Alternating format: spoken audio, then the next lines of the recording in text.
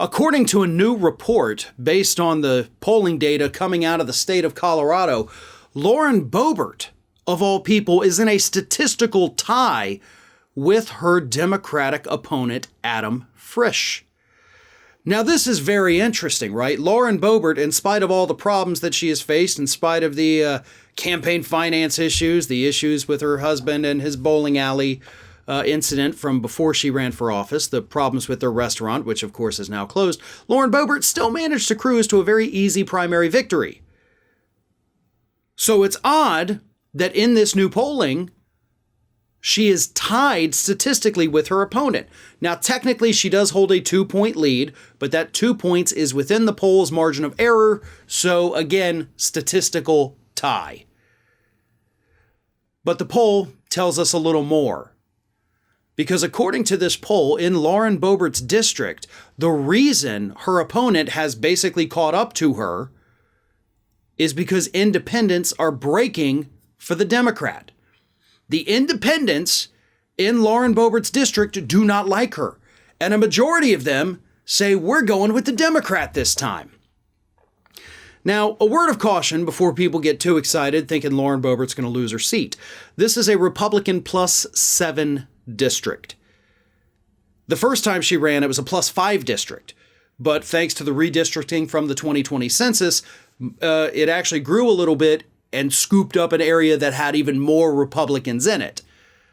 So unless her opponent is able to snag, 90% of the independent voters, and then you have a lot of Republicans sit out the race, Lauren Boebert's still going to win. But the polls already show us that it is a statistical tie. So the question becomes not where the independents go, not where the Democrats go. We know where they're going. They're going to Frisch. The question is, where are the Republicans? Right? It's a +7 district for the Republican Party.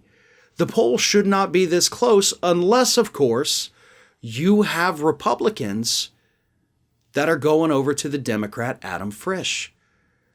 That is the only possible way Lauren Boebert could be tied with her opponent. So what do we do with this information, right? Okay, we know this now. How do we use it?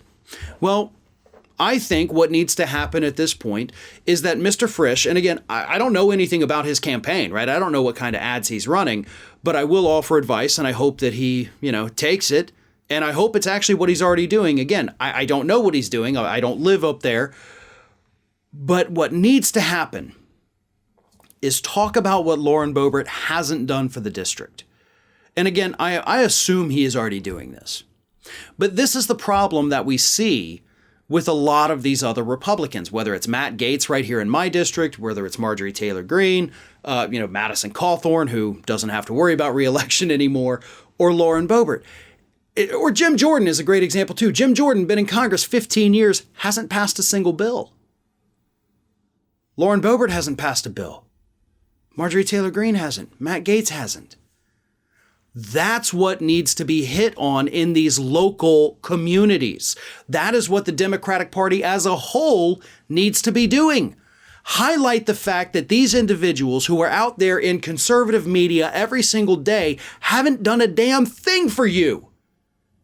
They're just in it to make themselves famous.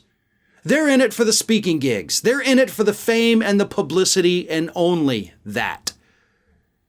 Because when it comes down to their legislative records, not one of those people I've mentioned have ever done anything to help the actual people who continue to put them in office for some reason.